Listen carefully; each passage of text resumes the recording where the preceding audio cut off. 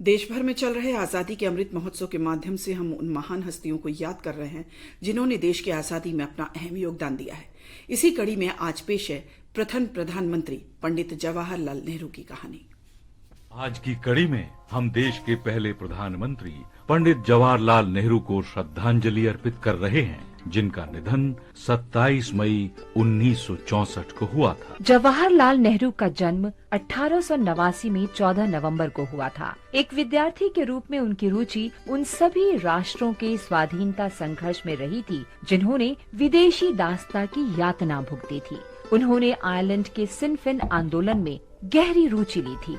1912 में वे इंग्लैंड से भारत लौटे और देश के स्वाधीनता संग्राम से जुड़ गए। 1912 में ही उन्होंने एक प्रतिनिधि के रूप में बांकीपुर अधिवेशन में भाग लिया और 1919 में इलाहाबाद में होम रूल लीग के सचिव बनाए गए। 1916 में पहली बार उनकी मुलाकात महात्मा गांधी से हुई और वो गांधी जी से बहुत प्रभावित हुए। 1920 में उन्होंने उत्तर प्रदेश के प्रतापगढ़ जिले में पहली किसान रैली का आयोजन किया और फिर 1920 से 1922 के दौरान असहयोग आंदोलन के सिलसिले में वो 2 बार जेल गए। 1926 में मद्रास सम्मेलन में जवाहरलाल नेहरू ने कांग्रेस को स्वतंत्रता के लक्ष्य की ओर प्रतिबद्ध करने में महत्वपूर्ण भूमिका निभाई।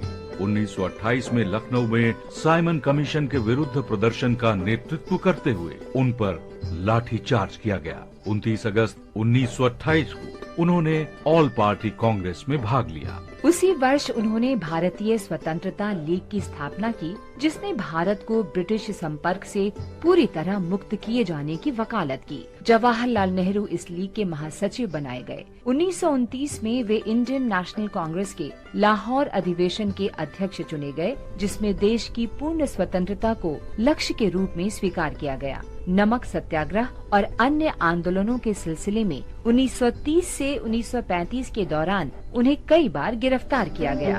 31 अक्टूबर 1940 को पंडित जवाहरलाल नेहरू को द्वितीय विश्व युद्ध में भारत की जबरन भागीदारी के विरोध में सत्याग्रह करते हुए गिरफ्तार कर लिया गया। 7 अगस्त 1942 को मुंबई के कांग्रेस अधिवेशन में उन्होंने ऐतिहासिक भारत छोड़ो प्रस्ताव पेश किया।